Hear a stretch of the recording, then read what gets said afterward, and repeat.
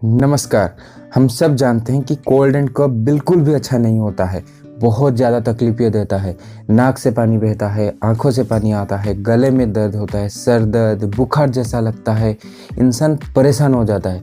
But आज से बल्कि अभी से अगर आप ये वीडियो देख रहे हो तो डरने की ज़रूरत नहीं है। आपकी प्रॉब्लम अभी से सॉल्व हो गई समझे। तो कुछ नेचुरल उपाय हैं जिससे कोल्ड एंड कफ ठीक हो सकते हैं। कोल्ड एंड कफ धीरे धीरे बढ़ता है, ये तो आपको पता होगा। जब भी ये शुरू हो तब इमीडिएटली ये होम रेमेडीज जो हम बताने वाले हैं, इसको अगर कोल्ड एंड कफ के ऊपर अटैक करा देते हैं तो ये प्रॉब्लम आपका सॉल्व हो सकती है। इससे कोल्ड एंड कफ ज़्यादा नहीं बढ़ेगा, नहीं तो ये इन्फ्लुएंजा, ब्रीदिंग डिफिकल्टीज, अदर बहुत सारी प्रॉब्लम आपको दे सकता है। Dry ginger, black pepper, basil and betel leaves, ये 4 चमत्कारी हर्ब्स है। इनके अगर इस्तेमाल हम जान लेते हैं तो ये हमारे लिए वरदान साबित हो सकता है। 10 मिनट तक मीडियम फ्लेम पर ये चारों चीज़ों को आप उबालें। उबल जाने के बाद छान लीजिए एंड पी लीजिए। अगर आप थोड़ा सा टेस्ट को एनहांस करना चाहते हैं, इम्प्रूव करना चाहते हैं, तो इसमें थोड़ा सा हनी यानी शहद आप मिला सकते हो। ठीक है, दिन में आप 2 से 3 बार इसको जरूर लें। It's enough for you. Remedy number 2, ginger juice, honey and हल्दी। 1 स्पून में हनी लो, कुछ जिंजर जूस उसमें डालिए। फ्रेश जिंजर जूस होना चाहिए। कुछ हल्दी रॉ कूट के उसमें डालो। फिर उसको धीरे धीरे गले से नीचे उतारो, गले को टच करके वो जाना चाहिए। ये तीनों का कॉम्बिनेशन बहुत अच्छे से कोल्ड एंड कफ को हैंडल कर लेती है। हनी जो शहद है वो गले को ठंडक प्रदान करती है, और जो हल्दी है वो एंटी इन्फ्लामेटरी है एंड इम्यूनिटी को भी बूस्ट करती है। और इसको आप जरूर एक बार ट्राई करें। रेमेडी नंबर 3, गुड़ जागरी जिसको बोलते हैं। गुड़, हल्दी एंड जिंजर पाउडर, ये तीनों को मिला के लड्डू बनाना है। गुड़, पहले गुड़ को लो, थोड़ी सी हल्दी उसमें डालो, थोड़ा सा जिंजर पाउडर उसमें डालो एंड एक लड्डू जैसा गोल बना दो। ड्राई कफ है तो उसमें आप थोड़ा सा घी जरूर ऐड करना। लड्डू को मुंह में डालकर थोड़ा थोड़ा चबाएं और धीरे धीरे सक करें। तो ये बेस्ट मेडिसिन है कोल्ड एंड ड्राई कफ के लिए, क्योंकि ड्राई कफ अगर आपको है तो कुछ भी काम नहीं करता। बट ये कॉम्बिनेशन जो हम बता रहे हैं अभी, तो ये बहुत अच्छे से काम करती है। तो जरूर इसको आप एक बार ट्राई करें।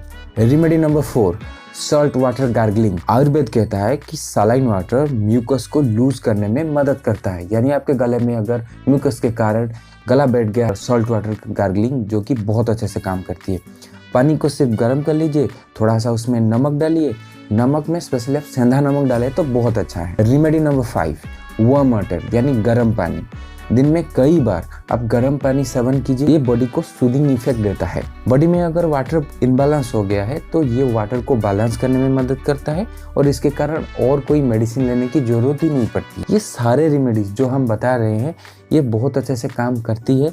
आपके हिसाब से, आपकी पसंद के अनुसार कोई भी आप ट्राई कर सकते जो आपको सुइटेबल हो। मुझे कोल्ड एंड कफ क्यों हुआ है, रूट कज क्या है? कुछ लोग कुछ गलतियां कर देते हैं, सो दे सफरिंग कोल्ड एंड कफ।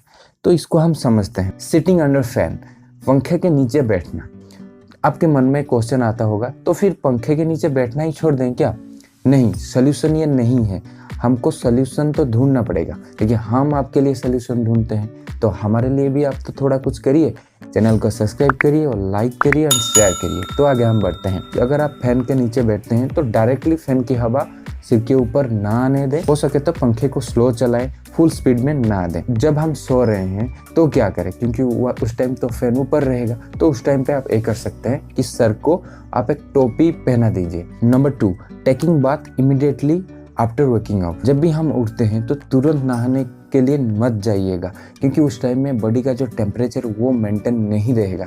ठीक है, आप नहीं तो आपको कोल्ड कफ हो सकता है। कुछ काम करिए, थोड़ा बहुत छोटी मोटी काम, फिर 5-10 मिनट या 15 मिनट के बाद आप नहाने के लिए जाइए, तो कोई प्रॉब्लम नहीं होगा। Number 3, eating frozen fruits and drinking cold drink या जो पैक्ड फ्रूट्स है, क्योंकि ये आजकल एक ट्रेंडिंग बनते जा रहा है। जो हमारे युवा हैं इसके ऊपर ज़्यादा डिपेंडेंट हो रहे हैं। यानी जो फ्रोजन फूड है, कोल्ड ड्रिंक्स साइड इफेक्ट बहुत ज़्यादा देता है। आपका फूड पाइप से लेके स्टोमक तक सारा कुछ को खराब कर देता है। आपको पता होगा कुछ समय पहले जो अमिताभ बच्चन थे, उनका जो गट हेल्थ यानी जो आपका जिसको लार्ज इंटेस्टाइन बोला जाता है, उनका सड़ गया था पूरा।